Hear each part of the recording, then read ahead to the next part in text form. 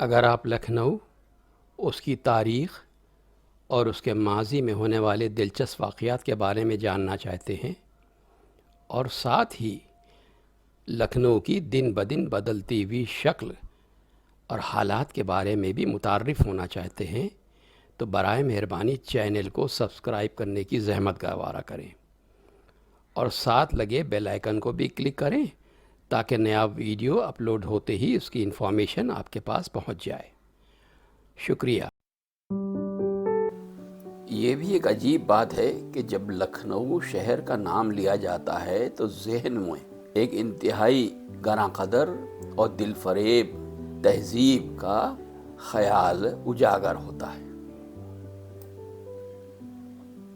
حالانکہ ایک زمانہ گزر گیا، لیکن ایسا احساس ہوتا ہے کہ یہ کچھ برسوں پہلے کی بات ہے کہ اس شہر اور اس کے اطراف میں رہنے والے لوگوں کی زندگی اور زندگی کے تقریباً تمام شعبوں میں ایک الگ انداز ہوا کرتا تھا جسے ہم لوگ لکھنوی تہذیب یا لکھنوی تمدن کے نام سے جانتے ہیں، اور یہ تہذیب دنیا سے نرالی تھی۔ دنیا کے کسی اور شہر میں اس قسم کی تہذیب اور طور طریقے کی مثال نہیں پائی جاتی ہے۔ ابھی کچھ دنوں پہلے ایک محفل میں جانا ہوا۔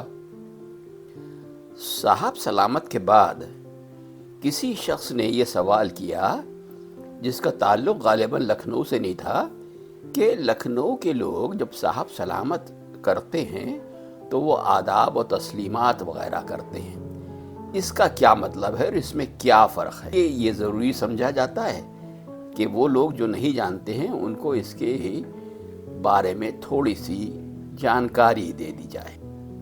صاحب سلامت اور مزاج پرسی آداب معاشرت یعنی معاشرہ یا سماج میں جو سب سے اہم چیز ہے اور جو ضروری چیز ہے وہ ایک دوسرے سے ملنے کے بعد سلام کرنا اور جس سے ملیں اس کا مزاج پوچھنا ہے۔ اسلام کا قدیم مذہبی اور سیدھا سادہ سلام یا السلام علیک، اور بہت سے لوگ ہوں تو السلام علیکم ہے۔ اس کے ساتھ ہی وہ لوگ اس سلام کے بعد ہر ملنے والے سے صبح کو ملے تو صبحکم اللہ بالخیر، یعنی اللہ تمہاری صبح خیریت سے گزارے، اور شام کو ملے تو مساکم اللہ بالخیر کہا کرتے تھے، یعنی تمہاری شام بھی خیر عافیت سے گزرے۔ یہی سلام اور مزاج پرسی عربوں کی تھی، جسے تعلیم دیتے ہوئے وہ مغرب میں بہت دور تک چلے گئے اور مشرق میں ہندوستان تک چلے آئے۔ یورپ میں یہی طریقہ صاحب سلامت ان سے اہل فرنگ نے سیکھا اور مشرق میں ایرانیوں، تورانیوں اور ہندوستانیوں نے سیکھا۔ چنانچہ یورپ میں اصل سلام جو اسلام کا طریقہ تھا وہ تو غائب ہو گیا، فقط سلام کے بعد والی دعائیں یعنی صبحکم اللہ بالخیر اور مساکم اللہ بالخیر رہ گئی۔ انہی کا ترجمہ گڈ مارننگ اور گڈ ایوننگ آج تک ہم صاحب سلامت میں انگریزوں کی زبان سے سنتے ہیں۔ اس میں کوئی شک نہیں کہ ان مغربی قوموں کو صاحب سلامت کا یہ سبق عربوں سے ملا۔ ہندوستان اور ایران میں چونکہ بزرگوں کی پرستش کا رواج تھا اور یہ چیز ان مشرقی لوگوں کے رگ و پے میں سمائی ہوئی تھی، اس لیے خالی خولی السلام علیکم کے الفاظ جو افراد قوم کی مساوات کو قائم کرتے تھے، دولت مندوں کو اپنے اور اپنی نخوت کے جوش میں بہت پھیکے اور اپنی شان سے کم نظر آئے، خصوصاً جب یہاں شہنشاہی دربار قائم ہوا اور تاجداروں نے اپنی تعظیم و تکریم کرانے میں سارے اسلامی آداب کو مٹا دیا۔ درباریوں کو اپنے سامنے اسی طرح ہاتھ باندھ کے کھڑے ہونے اور اپنی تعظیم میں جھکنے کا حکم دیا جس طرح کے بندے خدا کے سامنے ہاتھ باندھ کر کھڑے ہوتے ہیں اور رکوع و سجود کرتے ہیں۔ تو شاہی درباروں کی پیروی میں عام امراء اور دولت مندوں نے بھی بجائے السلام علیکم کے دیگر تعظیمی الفاظ السلام کے لیے مقرر کیے، مثلاً تسلیم، کورنش، آداب، بندگی اور خود پرست اور خدا فرموش امراء اسلام کی برکت سے فی الحال یہ سب الفاظ ہمارے سلام ہیں۔ عرب میں السلام علیکم کہنے کے ساتھ سوا خندہ جبینے کے اور کوئی حرکت نہیں کی جاتی تھی۔ فقط سلام کے بعد ایک ہاتھ سے مصافحہ کیا جاتا، مصافحے میں ہاتھ کو حرکت دی جاتی، اور اسی کے ساتھ صبحکم اللہ بالخیر یا مساکم اللہ بالخیر کہا جاتا۔ اس عربی طرز صاحب سلامت کو کی یادگار میں اب یورپ میں سر کی ایک ہلکی سی حرکت کے ساتھ گڈ مارننگ وغیرہ کہتے ہیں اور ہاتھ کو ملا کے جھٹکا دیتے ہیں۔ بخلاف اس کے ہندوستان میں اب پورا سلام یہ ہے کہ مذکورہ بالا الفاظ کہنے کے ساتھ ساتھ ہاتھ کو سر یا پیشانی پہ رکھتے اور رکوع کے درجے تک یا اس سے کسی قدر کم جھکتے ہیں۔ یہ جھکنا اور پیشانی پر ہاتھ رکھنا خالص ہندو اثر اور مشرکانہ جذبات کی یادگار ہے۔ ان دونوں باتوں میں اشارہ ہے کہ ہم آپ کے قدموں میں سر جھکاتے ہیں اور آپ کے سامنے زمیں بوس ہوتے۔ اسی قدر بادشاہوں اور امیروں کے درباروں میں سلاموں کی تعداد مقرر تھی، کہیں 7 سلام کیے جاتے اور کہیں 3۔ عام بزرگوں اور دوستوں سے ملنے میں ایک سلام کافی تھا۔ لکھنؤ میں چونکہ آداب اور حفظ مراتب یعنی اسٹیٹس کا زیادہ خیال رکھا جاتا تھا، اس لیے چھوٹوں کا سلام بزرگوں سے اور نیز متوسط درجے والوں کو معزز لوگوں سے یہ ہے کہ الفاظ مذکورہ یعنی السلام علیکم میں سے کسی ایک کو زبان سے ادا کرنے کے ساتھ دائیں ہاتھ کو سینے یا چہرے کے سامنے تک اٹھا کے کئی بار حرکت دی جاتی۔ چھوٹوں کے لیے آج تک یہ نہایت ہی پسندیدہ اور سعادت مندانہ سلام ہے۔ یہ ہاتھ کو کئی بار حرکت دینا متعدد سلاموں کا اشارہ ہے۔ اکثر لوگ تسلیم اور کورنش کو جمع کے صیغوں میں استعمال کر کے کہتے ہیں تسلیمات اور کورنشات۔ یہ بھی سلام کے زیادہ ہونے کی یادگار ہے۔ لکھنؤ والے چاہے خاص ہوں یا عام، ان کے ضمیر میں یہ چیز شامل تھی کہ ہر شخص کا چاہے وہ چھوٹا ہو یا بڑا اس کا ادب اور احترام کیا جاتا تھا، اور وہ حسب مراتب دوسروں کا احترام کرتے اور ملاقات ہوتے ہی مراسم سلام بجا لاتے تھے۔ اودھ کے حکمراں عقیدتاً مسلمان اور نسلاً ایرانی تھے، لیکن جس تہذیب و معاشرت کی انہوں نے تعمیر کی تھی وہ نہ عربی تھی اور نہ ایرانی۔ اس کو ہم خاص لکھنوی کلچر سے ہی تعبیر کرتے ہیں۔ دوسرے مسلمان ملکوں نیز ہندوستان کے دوسرے صوبوں میں مسلمان السلام علیکم یا سلام علیکم کہہ کر ایک دوسرے کو سلام کرتے تھے۔ لکھنؤ میں خود اپنی زبان میں سلام کرنے کا چلن رائج ہوا اور اسی سلام کے لیے متعدد الفاظ وضع کیے گئے، یعنی آداب، تسلیم، تسلیمات، بندگی، کورنش، مجرا۔ یہ الفاظ عرض ہے یا بجا لاتا ہوں کے ساتھ استعمال کیے جاتے تھے۔ شروع کے تینوں الفاظ اب تک رائج ہیں، یعنی آداب، تسلیم اور تسلیمات۔ باقی طور طریقے ختم ہو گئے، جس کی وجہ یہ ہے کہ وہ معاشرہ یعنی وہ سماج ہی ختم ہو گیا جہاں ہر موقع اور محل پر علیحدہ طرز سے سلام کرنے کا رواج تھا۔ مثلاً یہ کہ کورنش ادبی صحبتوں اور مشاعروں میں اور داد پانے پر شعرا اور ادیب بجا لاتے تھے۔ مجرا عرض کرنے کی اصطلاح رئیسوں کے درباروں میں مستعمل تھی۔ بندگی بھی ملازمین اپنے آقاؤں کی خدمت میں عرض کیا کرتے تھے۔ صورتحال یہ تھی کہ سلام کرنے بھی اسٹیٹس یعنی مراتب کا لحاظ رکھا جاتا تھا، اور ان مدارج کا تعین دولت و ثروت کی فراوانی، علم و فضل میں کمال اور بسا اوقات باغ بازی کے ساتھ کبر سنی کی بنیادوں پر ہوتا تھا۔ یعنی جو بزرگ ہوتے تھے ان کے لیے اور جن کے پاس علم و فضل ہوتا تھا ان کے لیے ہر شخص کے لیے الگ انداز کے سلام ہوا کرتے تھے۔ یہی طور طریقے جواب سلام کے بھی ہیں۔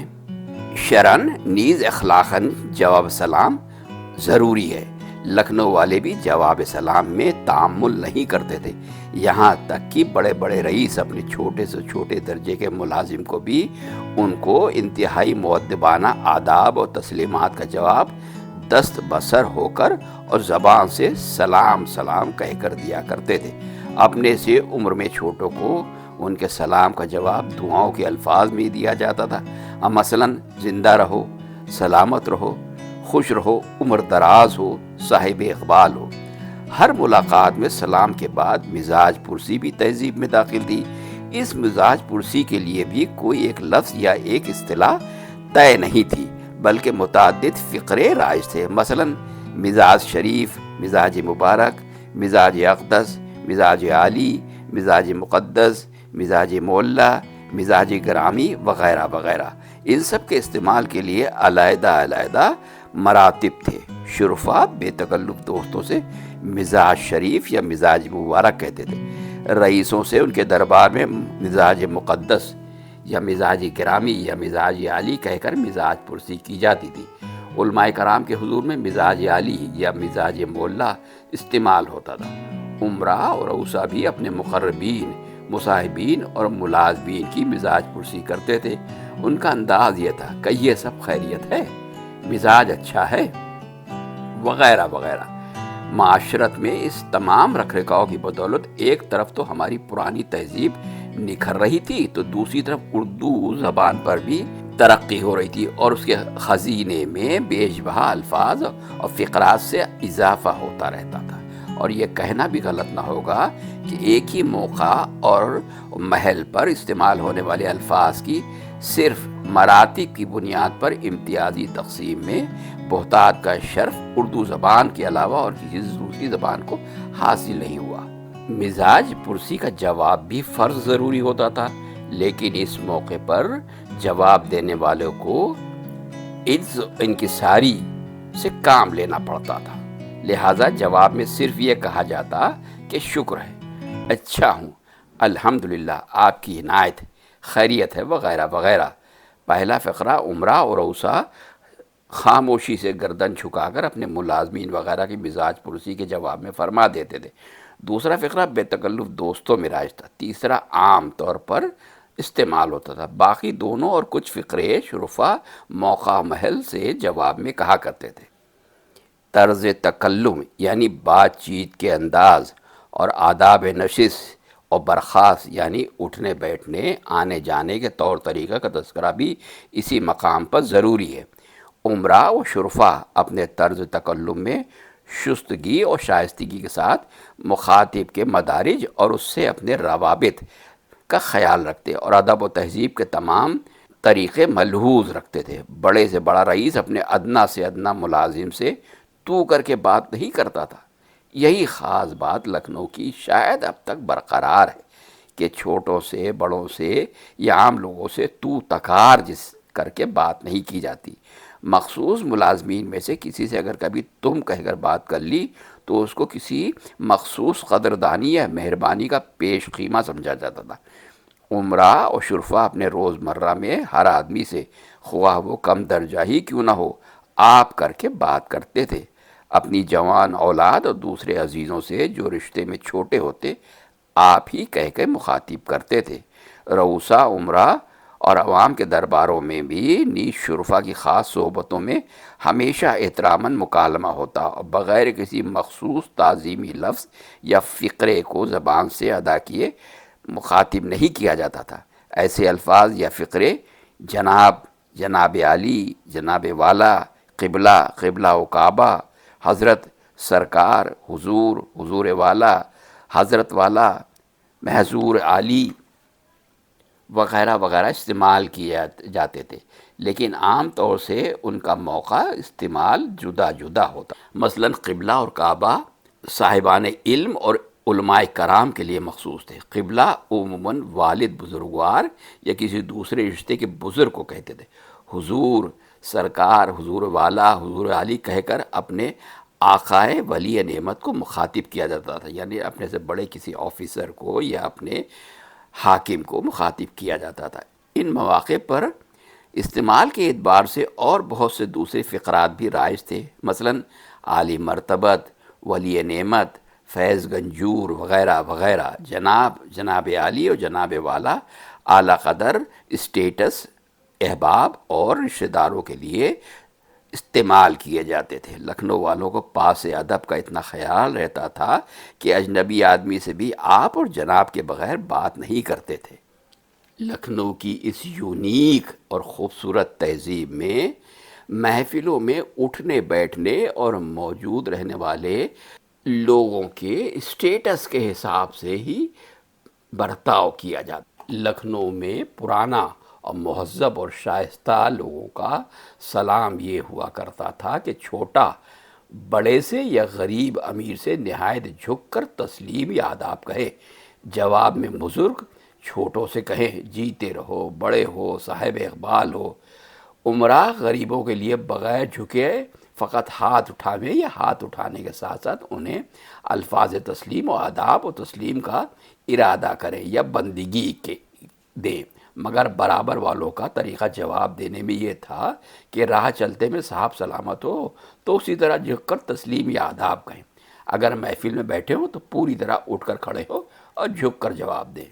تقریباً سارے ہندوستان میں مہذب، تعلیم یافتہ اور شائستہ لوگوں کا طریقہ سلام و مزاج پرسی یہی ہے، مگر لکھنؤ میں اور چند شہروں میں جہاں ہندوستانی ریاست قائم تھی اور کوئی دربار موجود تھا، ان طریقوں کے ادا کرنے کا زیادہ اہتمام کیا جاتا تھا اور اس میں کمی ہونا بدتمیزی خیال کی جاتی تھی۔ مگر اب حالات بگڑتے بگڑتے یہ نوبت آ گئی ہے کہ لوگوں میں ایک دوسرے کے ساتھ میل جول میں تہذیب و تمیز کا خیال رکھنا شاید ختم ہوتا جا رہا ہے۔ ایسا ہوتا اب یہ بھی ضروری ہے کہ لوگ جب آپس میں ملیں تو کس انداز سے بات چیت کریں اور کرتے ہیں، اور کیوں لکھنؤ ان سب باتوں میں ایک الگ حیثیت اور ایک پہچان رکھتا۔ آداب معاشرت میں جو اہم چیز ہے وہ گفتگو اور طرز کلام ہے۔ دنیا میں ہر شخص کی شائستگی اور ادبی قابلیت کا پہلا اندازہ اس کے الفاظ اور اس کے انداز گفتگو سے ہوتا ہے۔ دنیا کی ہر سمجھدار اور تعلیم یافتہ قوم سب سے پہلے اپنی زبان کی اصلاح کرتی ہے اور اسے ترقی دیتی ہے۔ تہذیب و شائستگی کا تقاضا یہ ہے کہ زبان پر مکروہ اور فحش الفاظ نہ آئیں۔ جو الفاظ و خیالات مخاطب کو ناگوار گزرے اس کے سامنے بات زبان سے نہ نکلے، اور کبھی ناگوار مضامین کے ظاہر کرنے کی ضرورت پیش آئے بھی تو وہ ایسے الفاظ اور ایسے مضمون سے عنوان سے ادا کیے جائے کہ جس سے کہے جا رہے ہیں کہ اس کو گراں نہ محسوس، اس کو برا نہ لگے، اور اگر گراں گزرے بھی تو ان کی گرانی میں ایک گونا گو لطف پیدا ہو جائے۔ اس بارہ خاص میں اہل زبان لکھنؤ اور یہاں کے شائستہ لوگوں کو جو کمال حاصل ہے ابھی تک برقرار ہے، جو کہ لکھنؤ والے خاص فخر کرتے ہیں اس بات پہ کہ ان کے بات چیت کرنے، طور طریقے اور الفاظ کا استعمال ابھی کسی حد تک برقرار ہے، حالانکہ گراوٹ بہت تیزی سے آئی ہے۔ وہ تہذیب اور وہ تمدن اب زوال پذیر ہے اور شدت سے اس میں تبدیلیاں آ رہی ہیں۔ ہندوستان کے اور کسی شہر والوں میں یہ نظر نہ آئے گا، اگرچہ موجودہ تعلیم اور تہذیب نے ایک حد تک یہ خوبی ہر جگہ انداز گفتگو میں پیدا کر دی ہے، مگر انگریزی اثر سے معرہ کر کے دیکھیے تو ذات یہ شائستگی اور شستگی زبان اہل لکھنؤ ہی کے حصے میں ہے۔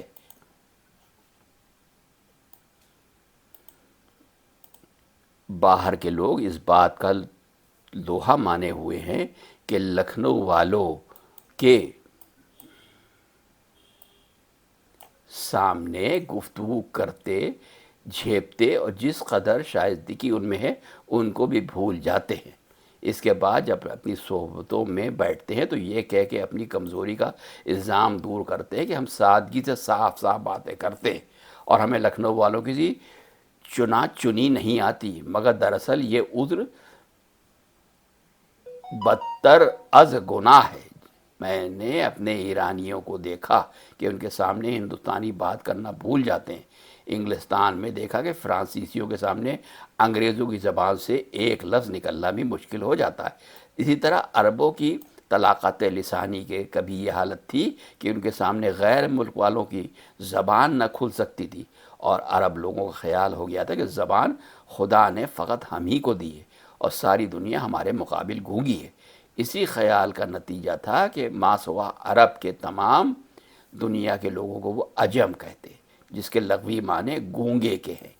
وہیں یہی حال ہندوستان میں ہر شہر کے لوگوں کا مقابل لکھنؤ والوں کا ہے کہ وہ فصاحت اور بزلہ سنجی میں سب کو دبا کے صحبت پر چھا جاتے ہیں اور اپنے سامنے کسی اور کو زبان نہیں کھولتے۔ حالانکہ اب یہ حالات نہیں ہیں۔ جب آپ لکھنؤ کی شہر میں سڑکوں پہ بازاروں میں محفلوں میں جاتے ہیں تو آپ کو بالکل اس کے برعکس ماحول دکھائی دیتا ہے، اور جس کا شکوہ اور جس کا غم لکھنؤ کے رہنے والے خاص باشندوں کو برابر محسوس ہوتا رہتا ہے۔ لکھنؤ کی اس دل فریب، دلکش، دل آویز، پرکشش اور گراں قدر تہذیب کو گنگا جمنی رنگ دینے والوں میں یہاں کی آبادی کے تمام مذہب و ملت کے لوگ، تمام قوموں کے لوگ، تمام طبقے کے لوگ شامل تھے۔